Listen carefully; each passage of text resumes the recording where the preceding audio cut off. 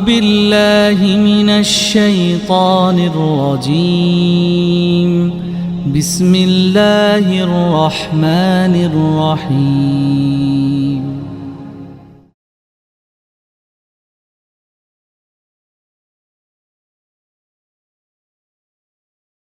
Alhamdulillahirabbil alamin. Alhamdulillahilladzi amarona bil jihad wa nahana 'anil ilhad.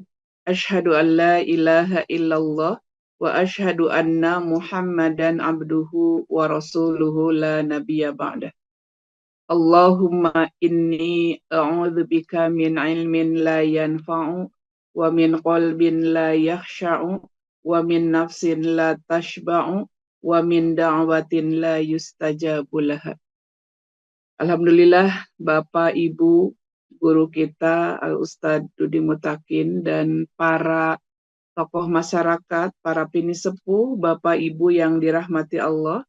Alhamdulillah, biiznillah wa biizzatihi, pada hari ini kita bertemu di layar datar ruang Zoom Madani yang insya Allah mudah-mudahan oleh Allah kita selalu diberikan kesehatan, afiatan, juga keberkahan. Saya awali dengan hamdalah sebagai rasa syukur kepada Allah kita semua bahwa hari ini Allah masih memberi kesempatan kepada kita untuk melakukan silaturahim dan thalabul ilmi, tidak pernah merasa bosan apalagi jenuh untuk terus-menerus menambah wawasan. Makanya di awal tadi saya sampaikan doa sebelum belajar. Allahumma inni, ya Allah sesungguhnya aku, a'udzubika, aku memohon perlindungan kepadamu, min ilmin la yanfa'u, dari ilmu yang tidak bermanfaat, imbasnya nanti kepada wa min qalbin la yakhsha'u, hati yang tidak pernah khusyuk, wa min nafsin la tashba'u, jiwa yang tidak pernah merasa puas, dan berimbas juga pada wa min da'watin la yustajabu laha, dari doa yang tidak pernah dikabulkan karenanya. Doa ini saya sampaikan terinspirasi oleh barusan guru kita Al-Ustadz Dudi Mutakin, bahwa kita belajar terus-menerus, siapa tahu tidak menjadi ibadah kita makbul apalagi mabrur, karena memang ilmunya tidak bermanfaat. Berkali-kali saya sampaikan mendapatkan ilmu dari beberapa ustadz, dan doa ini kita dawamkan agar ilmu kita bermanfaat, bisa menerangi diri dan menerangi orang lain. Bapak Ibu, seperti di Sabtu malam kemarin, saya diminta lagi untuk menyampaikan tentang adab toharoh perempuan, bagaimana para istri Rasulullah SAW bersuci, menjemput kesucian lahir, menggapai ketenangan batin. Memang Bapak Ibu, perempuan kalau sudah menikah, surga dan nerakanya ada di suaminya. Jadi kalau suaminya pandai, pintar, bagaimana dia menyampaikan ilmu-ilmu Allah, ilmu-ilmu agama, dan akan membawa seorang istri ke surganya Allah atau ke nerakanya. Dan bagaimana seorang anak bisa pintar atau pandai tanpa kepintaran seorang ibu yang menjadi istri dari suaminya sendiri. Maka ini akan menjadi terus-menerus berkelanjutan, berkesinambungan, dan saling membutuhkan. Tasa'alu nabihi. Bahkan mereka adalah orang-orang, kalian adalah orang-orang yang saling membutuhkan, kata Allah dalam Quran Surat An-Nisa ayat pertama. Maka Bapak dan Ibu, hal tentang haid seperti yang banyak dipertanyakan oleh kaum perempuan, baik itu anak-anak, kemudian peran dia sebagai seorang istri, kemudian sebagai seorang ibu, bahkan seorang nenek, ini memang harus terus kita estafetkan. Maka pertanyaan ini akan terus muncul selama kaum perempuan itu ada. Dia berperan sebagai anak, sebagai istri, sebagai ibu, atau sebagai nenek. Karena dalam Al-Qur'annya sendiri yang saya bacakan dalam Quran Surat Al-Baqarah ayat 222, Bapak dan Ibu, Allah Subhanahu wa Ta'ala berfirman, A'udzubillahi minasyaitonirrajim, wa yas'alunaka 'anil mahid. Mereka akan bertanya kepadamu tentang haid. Nah, di sini menggunakan kalimat wa yas'aluna, berarti menunjukkan pertanyaan ini umum, baik laki-laki ataupun perempuan, karena kalimatnya adalah kalimat mereka dengan menggunakan kalimat bahasa Arab hum. Jadi umum, baik laki-laki ataupun perempuan, mereka akan bertanya kepadamu tentang al-mahid, tentang haid. Dan jawabannya memang jelas nanti oleh Allah disampaikan dalam Quran surat Al-Baqarah ayat 222. Bapak dan Ibu, bisa kita bayangkan bagaimana cermin bening seseorang itu di balik tirai kesibukan. Karena kalau seorang perempuan menjadi naik level dari seorang anak, kemudian menjadi seorang istri, kemudian menjadi seorang ibu, kemudian menjadi seorang nenek, dengan penuh kesibukan, nah ini bagaimana?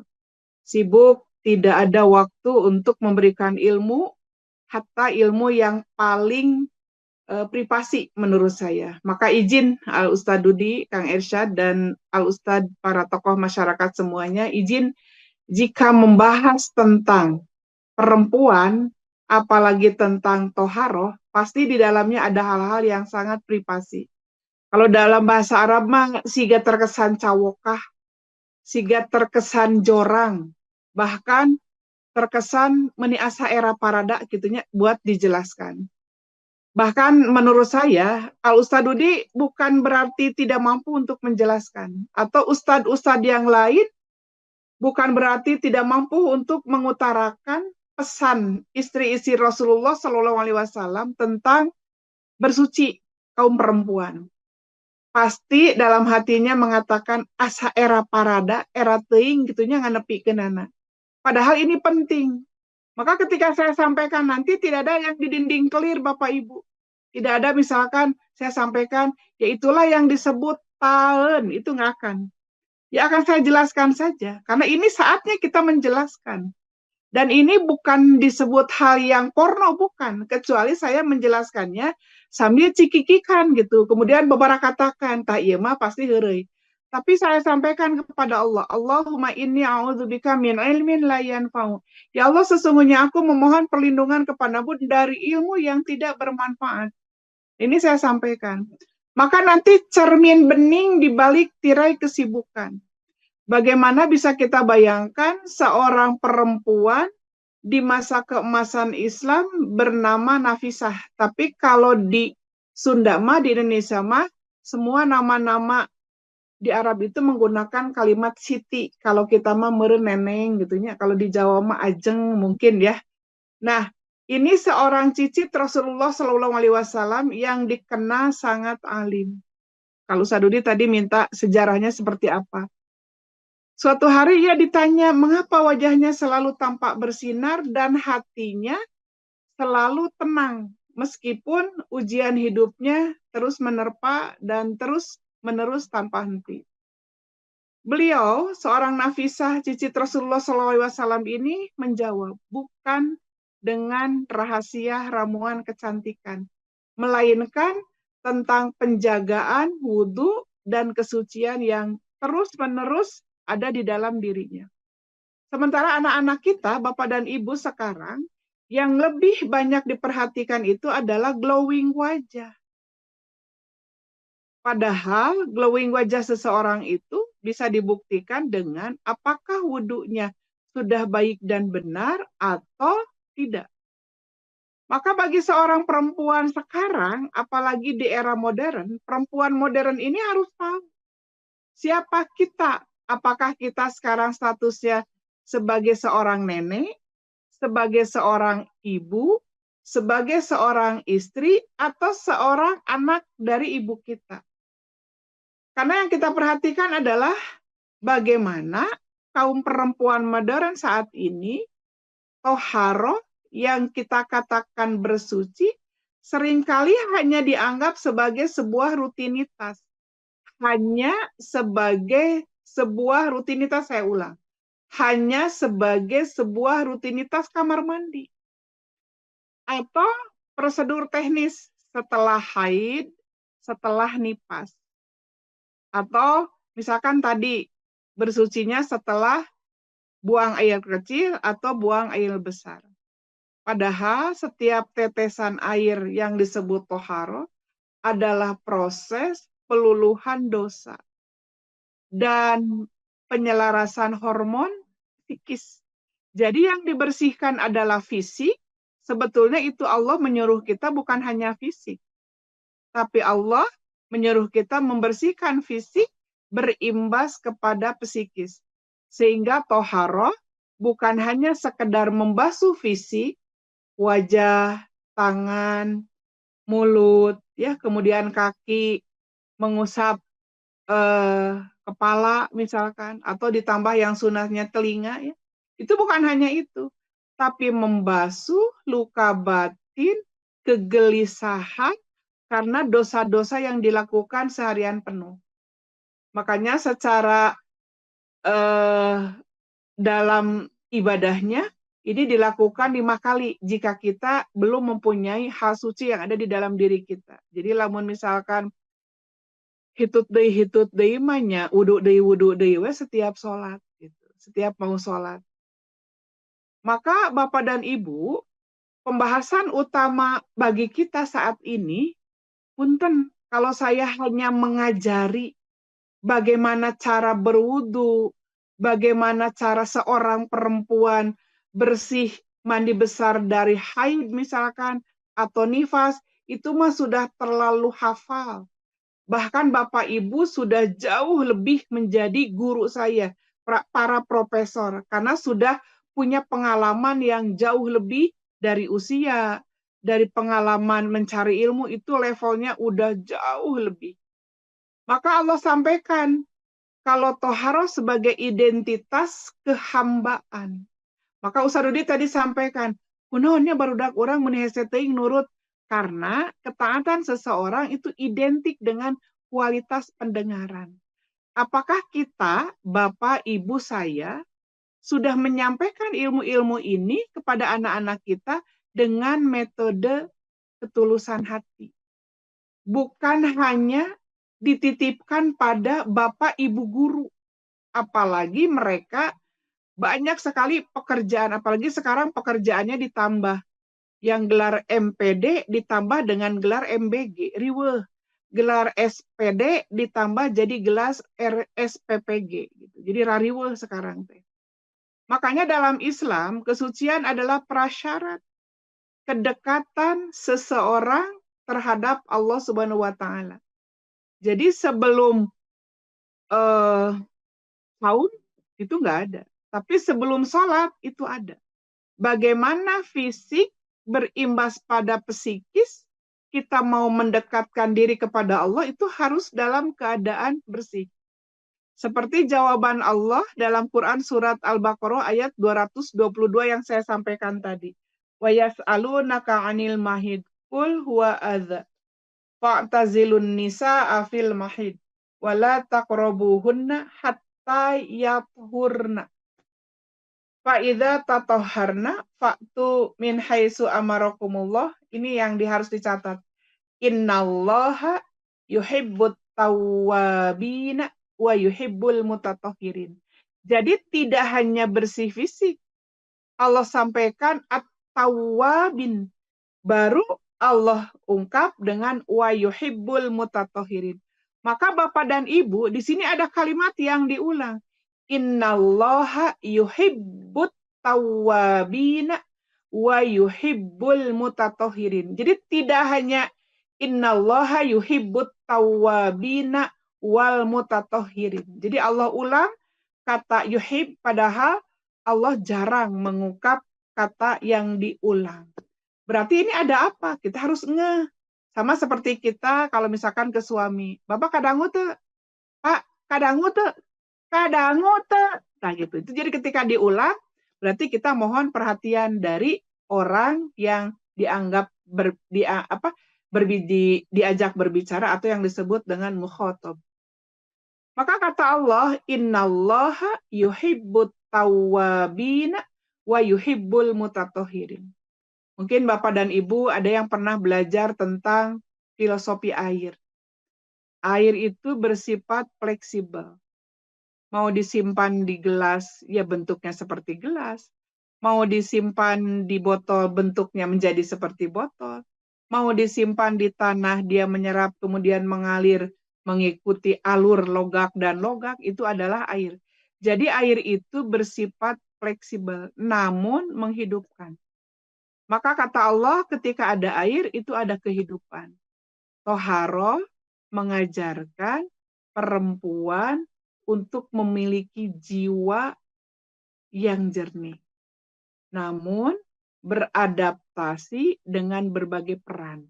Apakah perannya sebagai anak, dia fleksibel, beradaptasi, atau dia perannya sebagai seorang istri, atau dia berperan sebagai seorang ibu, dia berperan sebagai seorang nenek, misalkan peran di dalam domestik, atau dia di dalam berperan di dunia publik, bekerja di luar rumah, tanpa kehilangan jati diri kesuciannya. Itulah perempuan.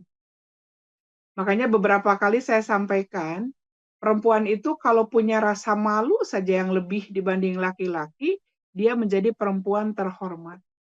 Karena ciri perempuan hebat yang saya sampaikan kemarin, satu, memiliki rasa malu lebih, dua, memiliki rasa takut lebih, tiga, memiliki rasa pelit lebih. Jadi perempuan teh hiji eraan, dua borangan, tiru koreta eta nu sae teh.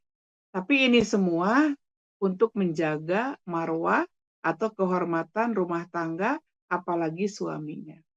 Maka Bapak dan Ibu, ada yang disebut simbolisme perubahan ketika seseorang melakukan bersuci. Mandi wajib misalkan setelah haid atau nifas. Bukan sekedar hanya bersih-bersih. Melainkan simbol kelahiran kembali jadi rebirth setelah fase perjuangan biologis yang melelahkan. Bahkan saya awal kenal Bandung tahun 88 belajar kepada Ketua Umum PP Persis pada hari itu mengajarkan tafsir kata per kata. Contoh misalkan Al-Marogi, beliau mengatakan bahwa kenapa setelah melakukan hubungan suami istri disunnahkan. Kalau mau etapa kedua, lamun balap mobil banyak, itu disunahkan wudhu dulu. Kita semua pada waktu itu di kelas seserian.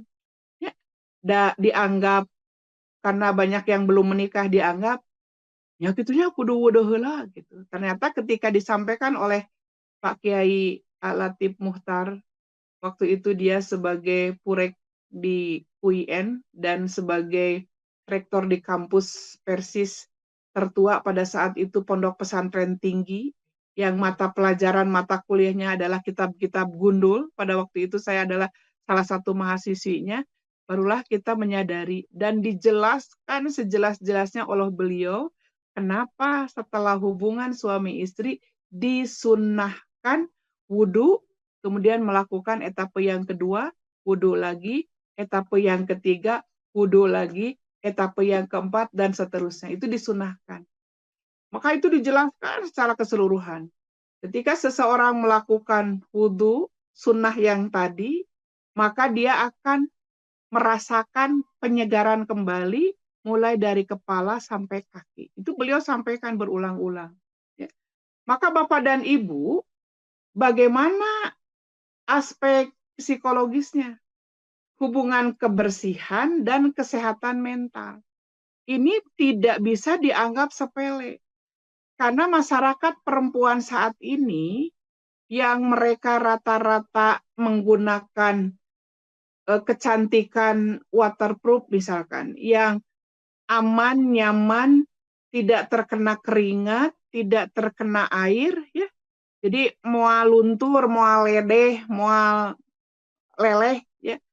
Dan ini harus menjadi kehati-hatian, apalagi ditambah dengan bulu mata panjang, kemudian ditambah dengan waterproof, apa ya yang untuk mata itu, apa ya, yang supaya jadi tebal, yang tahan air. Dan ini menghalangi air masuk yang harusnya itu menjadi masuk areal wudhu. Nah, ini harus kehati-hatian. Kenapa Ustadz Dudi membuat pengumuman, yuk ajak yang lain, sampai ajak anak-anak, keluarga, kaum perempuan semua. Mungkin biar sekalian. Karena bagaimana hubungan kebersihan dan kesehatan mental. Barangkali jika seseorang belum diterima sholatnya, kemudian tidak berimbas pada hakikat sholat tanha anil fasa wal munkar, kemungkinan besar wudunya belum betul. La sholata liman la wudu alahu wa la wudu'a liman lam yadhkurismallah alaih. Maka sebelum wudu kan itu ada bismillah. Tidak sah la wudu'a, la sholata, tidak sah sholatnya. Liman la wudu alahu, bagi seseorang yang tidak wudu dulu, dan tidak sah wudunya bagi seseorang yang tidak bismillah terlebih dahulu. Kita maknai bahwa bismillah di sini adalah bagaimana menggetarkan lahir batin kita sebelum melakukan wudu, bukan hanya bebersih fisik, tapi bebersih fisik dan psikis, lahir batin. Contoh aja misalkan Bapak, salah satu contoh hubungan kebersihan dengan kesehatan mental. Ada self-care sebagai ibadah. Saat seorang perempuan memperhatikan adab toharoh, apalagi mencontoh yang dilakukan oleh istri Rasulullah SAW, contoh memotong kuku, kemudian merapihkan rambut, atas, bawah, bersiwak. Ia sedang melakukan self-love yang bernilai pahala. Jadi bukan hanya ngaguntingan kuku mah ngaguntingan kuku, enggak, ada adabnya. Bahkan ada hari yang disebut sunnahnya. Kecuali nanti saat seseorang punya niat untuk melaksanakan ibadah kurban. Nah, ini merupakan Bapak Ibu efek relaksasi yang saya awali. Jadi secara sains, sentuhan air pada titik-titik wudu dan mandi secara syar'i ini mengaktifkan saraf parasimpatik yang menurunkan tingkat stres dan kecemasan atau anxiety. Makanya saya jadi curiga, nahnya ayeuna betoba jelema nu stres. Kenapa banyak perempuan yang stres? Kemungkinan besar wudunya belum dicek dengan baik dan benar.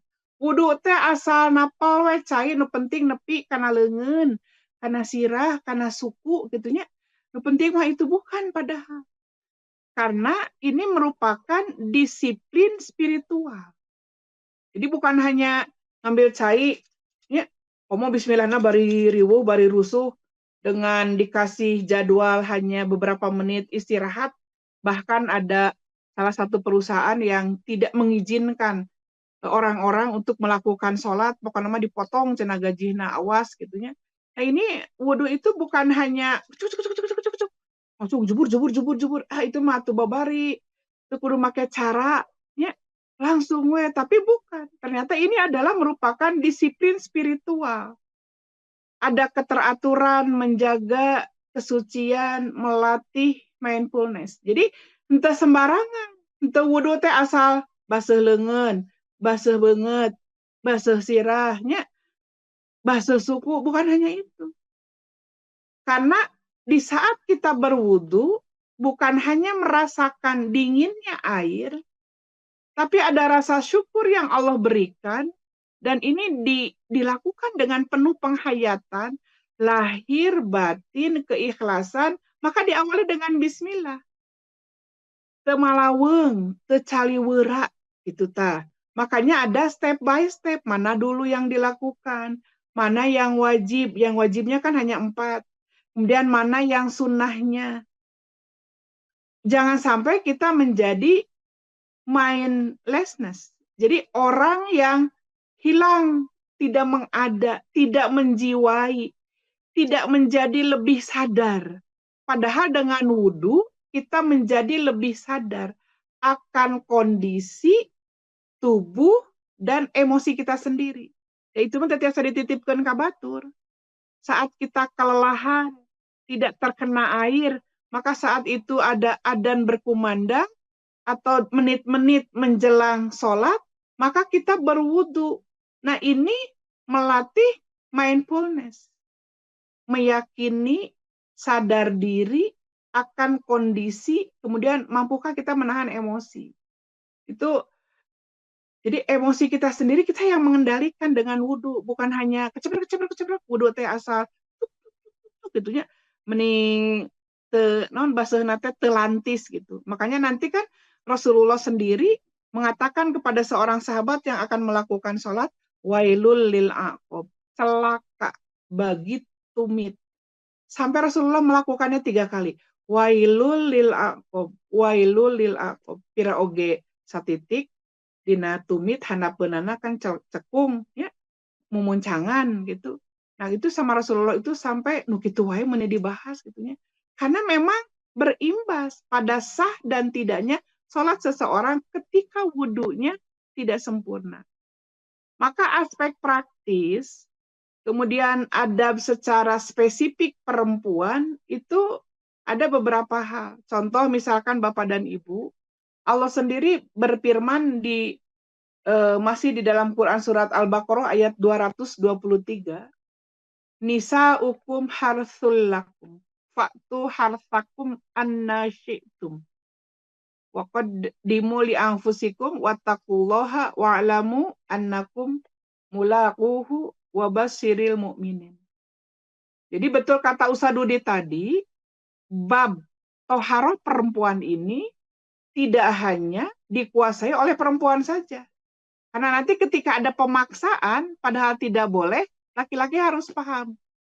Istri-istrimu adalah seperti tanah tempat kamu bercocok tanam. Jadi Quran ini menyampaikannya dengan sangat halus, makanya kita harus cerdas.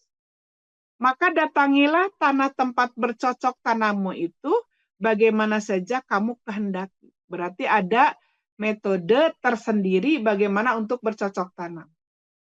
Dan kerjakanlah amal yang baik untuk dirimu dan bertakwalah kepada Allah dan ketahuilah bahwa kamu kelak akan menemuinya dan beri kabar gembira orang-orang yang beriman. Nah ini jadi karena dulu kalau kita lihat dari sisi sejarah, memang dulu orang-orang jahiliyah jika perempuan haid itu dijauhkan dari seluruh aspek. Apalagi kalau Bapak dan Ibu baca di Quran Surat Al-Baqarah 222 bisa jadi mengiyahkan. Karena di sana perempuan fa'tazilun nisa'a fil mahid. Jadi hendaklah kalian fa'tazilu. Jadi menjauhkan, menghindarkan, memisahkan para perempuan itu fil mahid dalam keadaan haid. Nah, orang-orang jahiliyah itu sampai membuang perempuan itu di hutan. Padahal kata Allah dilanjut di Quran surat Al-Baqarah ayat 222 kemudian barusan 223. Karena ayat ini harus didukung bayannya oleh hadis. Bahkan nanti toharoh perempuan dan laki-laki itu kan sama Bapak Ibu. Cuma nanti ada di teknis bagaimana kalau perempuan rambutnya panjang misalkan. Apakah harus diudar atau tetap gelungnya tidak diudarnya, namun di karetan tema di karetan, karena nanti itu pembahasannya di lain. Maka salah satu alasan kenapa Rasulullah lebih banyak menjelaskan hadis-hadis tentang haid dan berhubungan dengan perempuan, itu dilakukan oleh Siti Aisyah. Jadi hadis dari Siti Aisyah tentang bagaimana cara Nabi SAW menekankan atau meratakan air ke seluruh ujung rambut sampai kaki, tapi nanti ada hal khusus ketika perempuan punya adab tersendiri, misalkan nanti itu saya sampaikan Bapak dan Ibu. Dan Allah sampaikan dalam Quran surat An-Nisa ayat 43, dan ini juga harus dikuasai oleh kaum laki-laki dan kaum perempuan, kata Allah, ya ayyuhalladzina amanu la taqrabus sholata wa antum sukaro hatta ta'lamu ma taqulun wala junuban illa abiri sabilin. Nah, ini yang berbeda pahamnya kita kita tebalkan di sini. Ada paham yang mengatakan untuk saat sekarang karena ada pembalut ya sejenis, misalkan kalau merek Softtek dan lain sebagainya, ada yang mengatakan seorang ustadz menjadi boleh karena mau ngecelak gitu. Da baheula mah meureun teu aya. Padahal Allah sendiri mungkin jauh lebih tahu. Di sini eh, ya ayyuhalladzina amanu la taqrabus sholata wa antum sukaro. Jadi kalau dalam keadaan sukaro mabuk ya, tidak mendekati sholat, tidak melakukan sholat, hatta ta'alamun. Hatta ta'alamu sampai mereka sadar kembali mata kulun apa yang kalian katakan. Wala junuban illa abiri sabilin. Hatta tagtasilu. Dan tagtasilu ini nanti ada penjelasannya apa saja, apa dulu ya yang harus dilakukan oleh kaum perempuan dan kaum laki-laki dan ada bedanya sedikit. Bapak dan Ibu, artinya yang barusan saya bacakan adalah, hai orang-orang yang beriman, janganlah kamu sholat sedang kamu dalam keadaan mabuk sehingga kamu mengerti apa yang kamu ucapkan. Jangan pula menghampiri masjid sedang kamu dalam keadaan junub, terkecuali sekedar berlalu saja. Karena ini dicontohkan oleh Siti Aisyah, disuruh oleh Rasulullah SAW mengambil sesuatu di dalam masjid, itu sama Rasulullah sendiri yang mencontohkan dan menyuruh kepada istrinya yaitu Siti Aisyah, dia dalam keadaan tidak suci ya, tidak suci itu boleh. Tapi ada salah satu ustadz atau bahkan beberapa paham yang menjadikan boleh gitu. Nah, ini perbedaannya. Saya sendiri berpendapat pada dalam keadaan perempuan tidak suci atau belum suci, dia tidak diperkenankan untuk duduk di masjid kecuali ya di sini disebutkan hanya lewat saja mengambil sesuatu ya berarti selintas tidak duduk diam. Nah, Bapak dan Ibu, hingga kamu mandi terkecuali berlalu saja hingga kamu mandi. Dan jika kamu sakit atau dalam keadaan musafir atau kembali dari tempat buang air atau kamu telah menyentuh perempuan, jadi menyentuh ya Bapak kalimat di Al-Qur'annya, kemudian kamu tidak mendapatkan air, maka bertayamumlah dengan tanah yang suci. Jadi tanah yang so'i dan toyiban itu lebih ke tanah yang terangkat ke atas, yang suci, kemudian sapukanlah mukamu dan tanganmu, sesungguhnya Allah Maha Pemaaf lagi Maha Pengampun. Nah, maka berdasarkan ayat yang saya sampaikan tadi, dalam Quran surat An-Nisa ayat 43, yang junub, termasuk yang haid, tidak boleh tinggal di masjid, kecuali hanya sekedar lewat saja. Nah, ini di garis besar, karena ada yang mengatakan, beberapa pendapat, boleh duduk di masjid dengan pengamanan gitu ya. Nah, ini adabnya yang ini berbeda dengan saya. Karena saya tetap memegang tidak boleh ya, kecuali mandi dulu, kecuali bersuci dulu, kita silu dulu. Maka Bapak dan Ibu, saya lanjutkan. Ada yang bertanya, kalau membaca Quran boleh tidak? Nah, ini masih ada pertanyaan. Ini harus saya sampaikan. An Nabi Sa'idin al-Khudri qala Rasulullah sallallahu alaihi wasallam alaisa idza hadat lam al-mar'atu lam tusolli wa lam tasum. Hadisnya sahih riwayat Bukhari dari Abi Sa'id Al-Khudri, ia berkata, telah bersabda Rasulullah Shallallahu alaihi wasallam, bukankah perempuan itu apabila sedang haid tidak sholat dan tidak saum? Hadisnya riwayat Bukhari.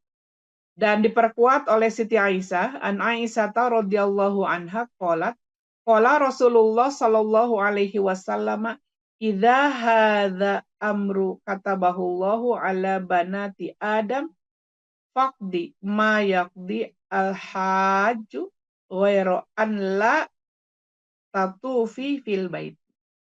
Jadi kata Siti Aisyah, Rasulullah bersabda, sesungguhnya ini, jadi haid ini, suatu perkara yang telah Allah tetapkan atas putri-putri Adam. Berarti kita kaum perempuan. Maka kerjakanlah apa saja yang dikerjakan oleh orang yang melaksanakan haji, kecuali tawaf di Baitullah. Berarti memang saling menguatkan antara ayat Al-Quran tadi, tidak membolehkan perempuan duduk di masjid kecuali hanya berlalu atau lewat sekejap saja, diperkuat oleh hadis dua-duanya riwayat Bukhari. Yang satu dari Abi Sa'idin al-Khudri, yang satu dari Siti Aisyah. Berarti kesimpulannya adalah seorang perempuan dalam keadaan haid, satu, tidak diperkenankan sholat, dua, tidak diperkenankan saum, dan yang ketiga, tidak diperkenankan duduk di masjid, yang keempat, tidak boleh tawaf di Baitullah. Nah, ini ada perbedaan, ya, ada perbedaan. Bahkan nanti ada seseorang yang mengatakan, dah jelas dina Al-Qur'an, dan di hadis nage ada perempuan tidak diperkenankan untuk membaca Al-Quran. Nah, itu nanti harus saya sampaikan. Maka Bapak dan Ibu, kita harus memahami dulu, Bapak dan Ibu, kembali kepada pertanyaan perempuan, bedanya apa itu darah haid dan darah istihadah? Nah, kalau seorang suaminya mampu menjelaskan, maka perempuan itu akan terjaga. Dia tidak akan bertanya kepada selain suaminya, kecuali dia bertanya kepada ahlinya, ustadzah misalkan perempuan lagi. Jadi tidak kepada sembarang orang. Dan ini dijelaskan lagi oleh Siti Aisyah. An Aisyah radhiyallahu anha, anna Fatimata binta Abi Hubaishin kanat tustahadu.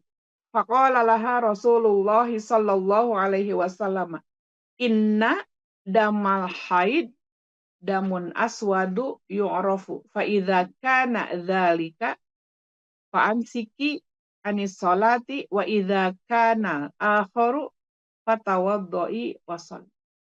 Jadi ini dari Aisyah, sesungguhnya Fatimah putri Abi Hubaishi biasa istihadah. Maka Rasulullah SAW bersabda kepadanya. Jadi dia sakit, sering istihadah. Karena darah istihadah itu kan darah sakit. Yang sama memang keluar dari rahim. Baik haid, istihadah itu keluarnya dari rahim seorang perempuan. Sesungguhnya darah haid itu darah hitam yang terkenal. Jadi Rasulullah sendiri mengatakan darah hitam yang terkenal. Jadi kaum perempuan memang harus dikenalkan kepada darah haid oleh ibunya. Ini loh darah haid. Ketika dia ini sampai dia nanti khas baunya dan khas warnanya. Jadi darah hitam yang terkenal, maka apabila ada darah seperti itu, kata Rasulullah, berhentilah dari sholat, tetapi jika ada darah yang lainnya, nah ini disebut darah istihadah, maka berwudulah dan sholatlah. Jadi untuk orang-orang yang mengenal darah haid, diperkenalkan oleh ibunya pada anaknya, ini loh darah haid, maka berhentilah sholat. Tapi jika yang keluar bukan seperti khas baunya dan khas warnanya hitam, berarti sholat, tapi sebelum sholat wudhu dulu. Nah ini yang harus disampaikan kepada anak-anak kita. Jadi jelas Bapak dan Ibu, ada darah istihadah, itu darah penyakit, tetap ada kewajiban terlebih dahulu sebelum sholat untuk membersihkan kemaluannya.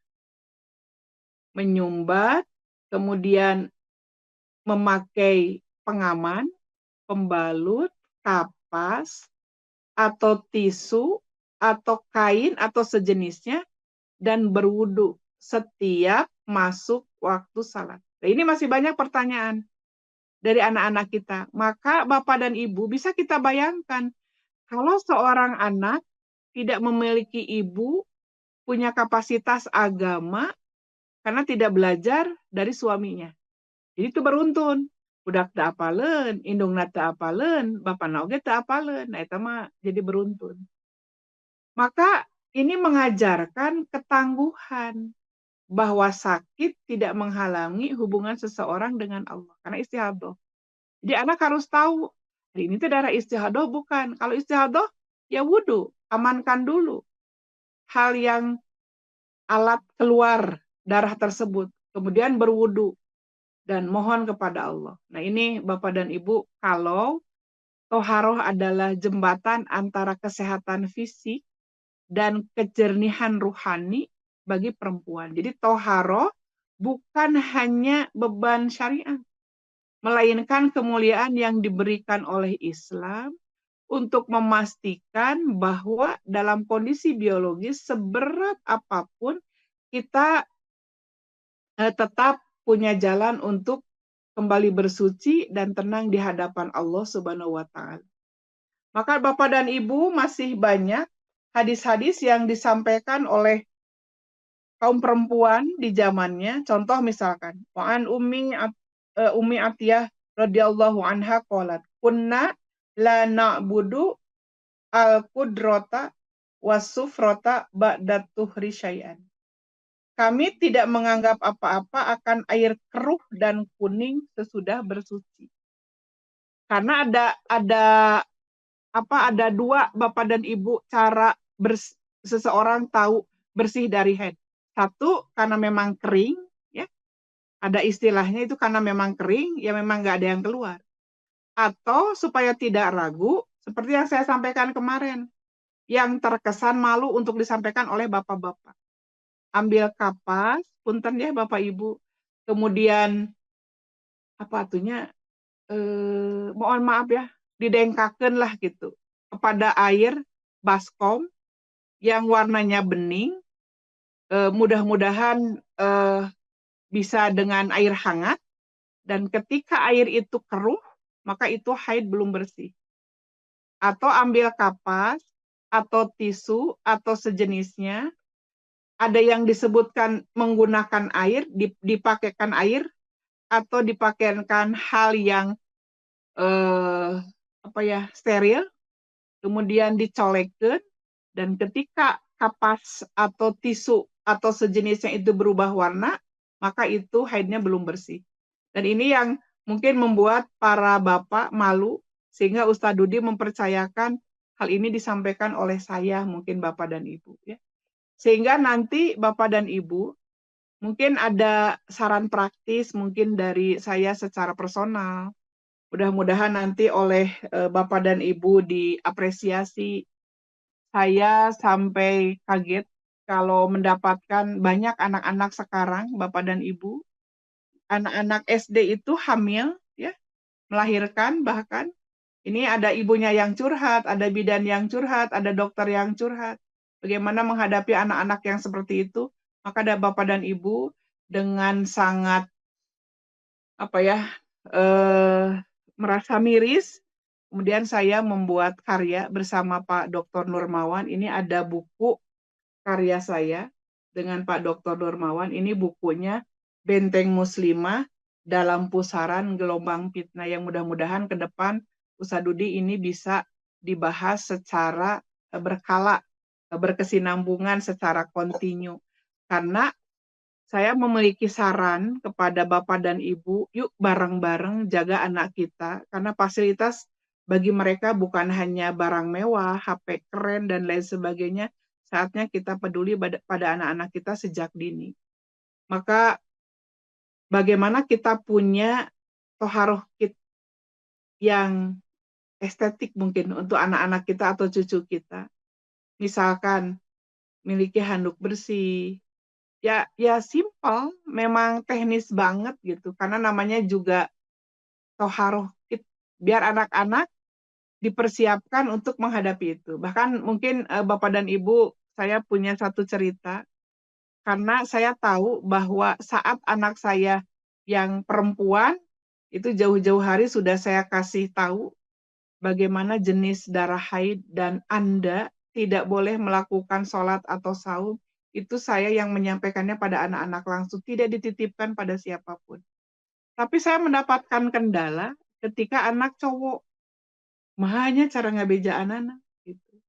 Karena adab, bagaimana adab seorang laki-laki dan seorang anak perempuan itu tidak saya titipkan pada siapapun.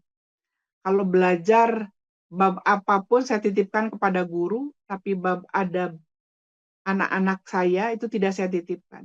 Itu ba'da maghrib saya harus punya waktu untuk mereka.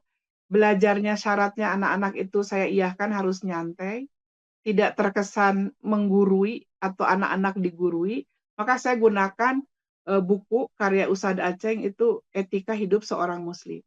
Maka ada satu kejadian, bagaimana ciri perempuan dewasa, akil, balik, akalnya sempurna dan umurnya sudah sampai pada kesempurnaan kewajiban dia, dosanya dan amalnya ditanggung sendiri. Maka saya sampaikan kalau perempuan itu haid. Terus kalau laki-laki mimpi basah. Anak saya yang masih TK yang cowok yang paling bungsu itu nanya. Waktu itu cenah dede udah cenah itu mimpi basah. Ya kita semua kaget, termasuk saya asa di congcotnya, tengah congcot itu asa di babuk. Kaget gitu, karena saya belum menjelaskan ini kepada anak saya yang laki-laki. Pokoknya mah reuas saya abdi teh asa di bekem sampai saya hanya bisa bertatap-tatapan dengan dua kakaknya yang perempuan yang sudah saya kasih tahu bagaimana cara seseorang menemukan haid di awal, apa yang harus dilakukan, apa yang tidak boleh dilakukan, sampai saya harus memperlihatkan gambar seasli-aslinya gitu kepada dua anak perempuan. Tapi anak cowok teka jagaan. Udah dah waktu itu mimpi basah, saya sampai keprong-prong, sampai istighfar berkali-kali, dia kaget.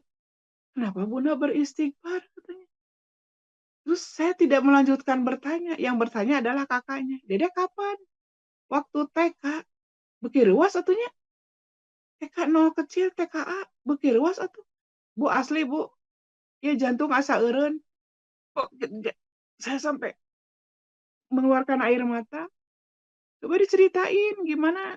Kan waktu itu teh cenah ada Aki kesini ke rumah. Bundanya lagi di kampus. Terus Dede teh pengen ikut ke Aki. Terus kan ikut ke Aki cenah ke Purwakarta. Pas malam-malam Bunda nelpon. Terus saya mah udah diam ya Bu, udah ya mah pokoknya dosa abdi nya ketika saya tidak menyampaikan kepada anak saya bagaimana seorang anak laki-laki mendapatkan akil balik atau yang disebut mimpi basah tadi. Terus kata kakaknya yang pertama, bari siganu di sidang teh. Emang kenapa? Ya terus sok cerita. Nah pas Bunda udah nelpon malam-malam, terus Dede mimpi ketemu Bunda. Pas bangun Dede nangis. Jadi Dede mimpi basah.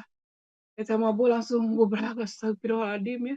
Ternyata kejadian mimpi basah saya jelaskan mimpi basah kepada anak usia seperti itu belum paham. Tapi masalah yang kedua muncul Bapak Ibu. Ketika dia harus masuk pesantren dari kelas 6 kan. Saya tidak eleh-geleng, mau beak cara lah gitu. Saya tulis bagaimana cara mandi besar. Kemudian saya buat surat ada lope-lopenya dan saya titipkan kepada anak saya. Surat cinta dari Bunda nggak boleh dibuka kecuali dari Dede menemukan sebuah kisah yang itu terjadi di awal yang disebut mimpi basah. Pokoknya janji ini nggak boleh dibuka. Siap, janji, iya deal, janji. Nengok kan ke pesantren, tiap nengok, Dek, surat cinta dari Bunda udah dibuka. Belum. Isinya padahal bagaimana cara mandi besar. Gitu. Tiap ke pesantren, Dek, udah surat cinta dari Bunda udah dibuka. Belum. Bunda bawel nanya-nanya terus, emang isinya apa? Pokoknya mah nggak boleh dibuka. Kecuali Dede nanti kalau merasakan sebuah mimpi lain dari yang lain. Tiba-tiba karena ada peraturan dari pesantren, anak tidak boleh ditengok, karena sok caririk wae gini, makna nu cerik pangtarikna, jadi budakna kabawa cerik, sebetulnya mah makna nu ceriknya, ya budakna mah jadi kabawa nurutan. Saya lupa. Setelah sekian lama, sekitar 3-4 bulan, ya, Kemudian saya tanya, surat cinta dari Bunda udah dibuka belum? Dia senyum, tidak menjawab, hanya nyonyo sarung. Saya langsung peluk, alhamdulillahirabbil alamin. Berarti AA sudah dewasa. Surat cinta dari Bunda udah dibuka, iya. Pas AA malamnya langsung buka surat cinta, dikirain isinya apa? Ternyata isinya bagaimana tata cara mandi besar. Jadi WK panggil. Jadi kita tidak gus ngimpican, nah, enggak seperti itu. Maka menurut saya, bagaimana mempersiapkan anak-anak memiliki handuk bersih, sabun wangi, peralatan kamar mandi yang baik, sebagai bentuk semangat menjalankan ibadah bersuci. Itu teh teknis pisan. Maka edukasinya yang secara mandiri, gunakan aplikasi pelacak siklus haid, nggak apa-apa. Untuk membantu menentukan kapan waktu mulai dan berakhirnya masa suci secara akurat. Ini teknis banget Bapak dan Ibu. Kemudian nanti bagaimana cara berdoa sebelum dan setelah ya Bapak dan Ibu. Bahkan nanti harus saya sampaikan Bapak dan Ibu yang ini ya, yang apa namanya? Yang hadisnya doib Bapak dan Ibu. Annabna Abbas lam yaro bil qiraati lil junubi ba'san.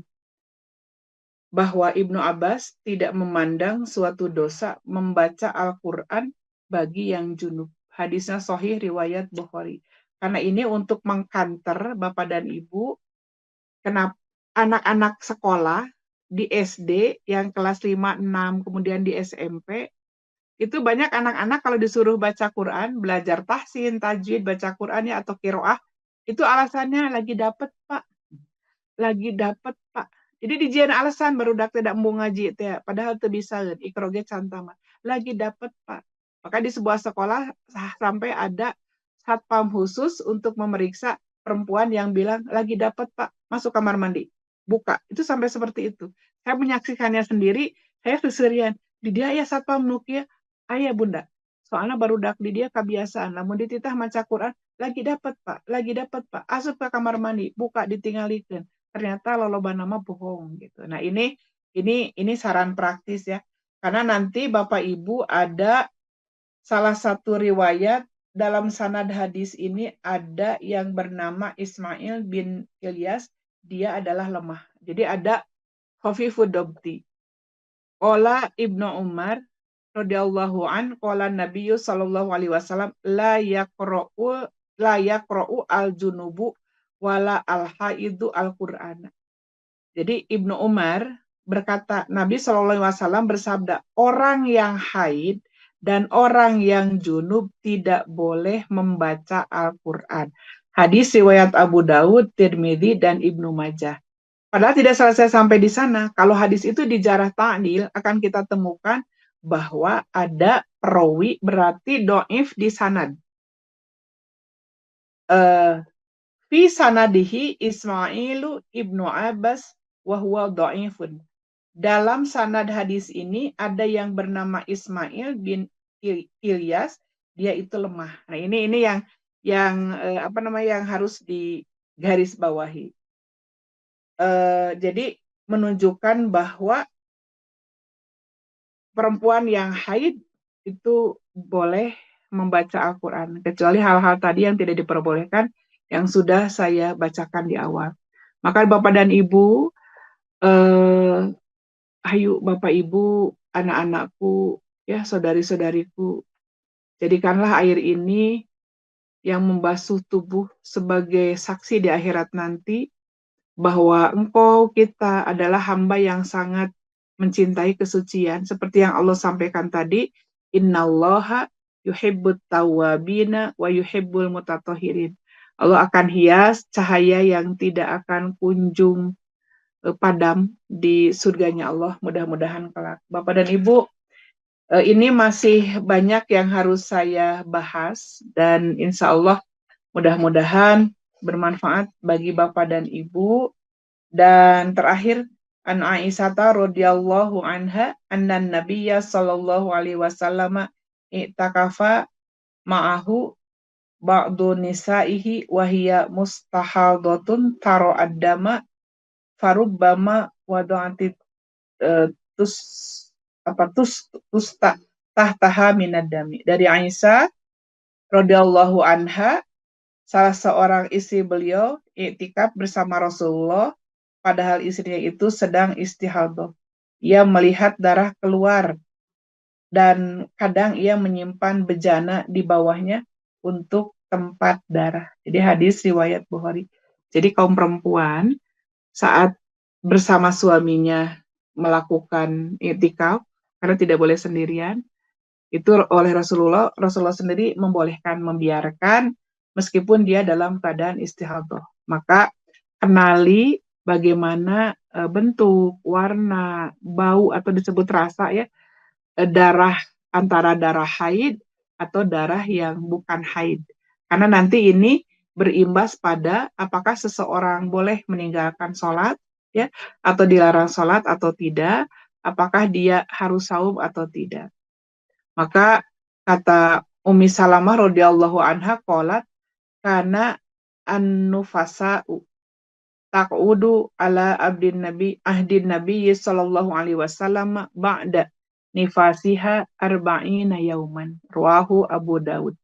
Dari Umi Salamah ia berkata adalah perempuan-perempuan nifas di zaman Nabi sallallahu alaihi wasallam duduk, jadi tidak sholat kurang lebih selama 40 hari setelah melahirkan. Dan inilah untuk membuktikan bahwa darah nifas itu adalah darah yang keluar setelah melahirkan, bukan sebelum melahirkan. Rata-rata dihitungnya 40 hari. Tapi Bapak dan Ibu nanti ada bisa diambil di beberapa keterangan. Ini baru saya ambil dari hanya satu referensi, belum mengambil dari banyak referensi, paling ditambah dengan ayat Al-Quran. Ke depan Ustaz Dudi izin, mudah-mudahan nanti setelah toharoh, kemudian sampai selesai, karena toharoh saja belum selesai, Ustaz Dudi, Kang Ersyad, ini saya izin Bapak dan Ibu, Benteng Muslimah dalam Pusaran Gelombang Fitnah.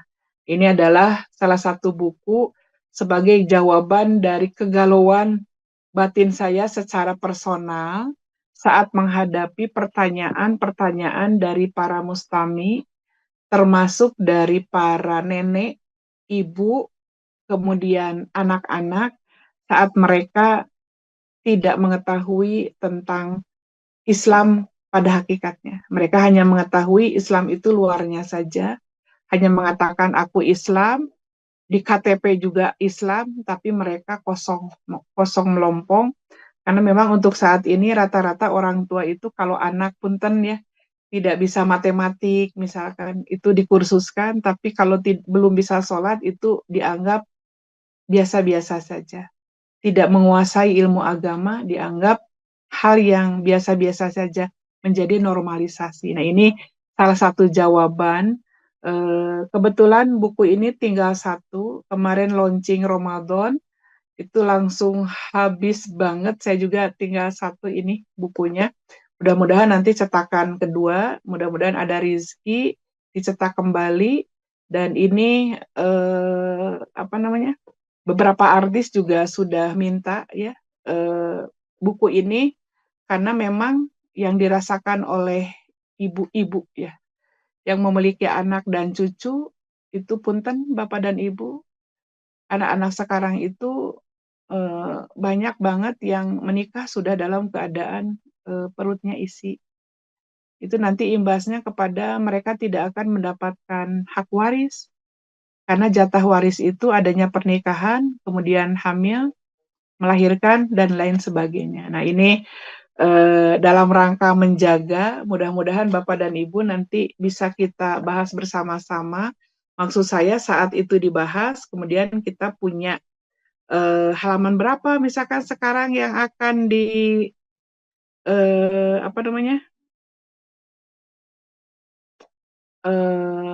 yang akan dibahas misalkan Bapak Ibu ya, mudah-mudahan ini hanya sedikit memberikan masukan saja kepada Ustadz Dudi dari kegalauan seorang Imas Karyamah ya.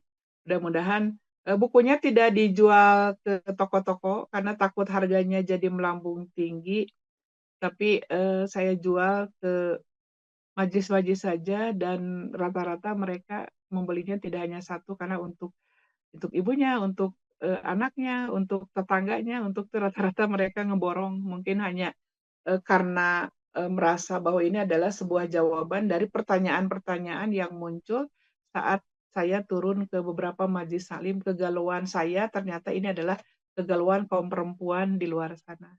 Mungkin kegalauan Bapak Ibu juga, mudah-mudahan seminggu lagi buku ini cetakan kedua selesai Kang Ersyad, Ustadz Dudi.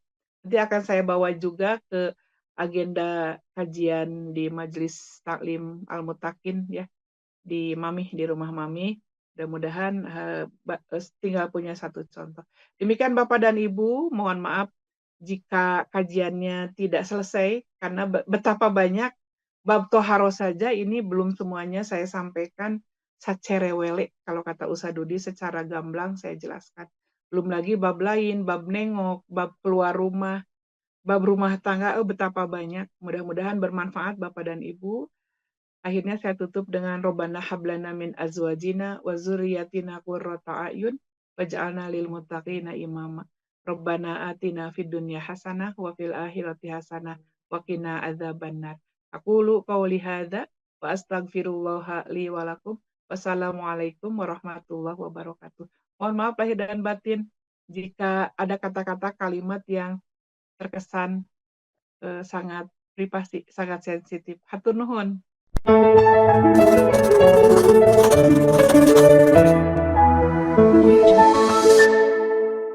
أعوذ بالله من الشيطان الرجيم بسم الله الرحمن الرحيم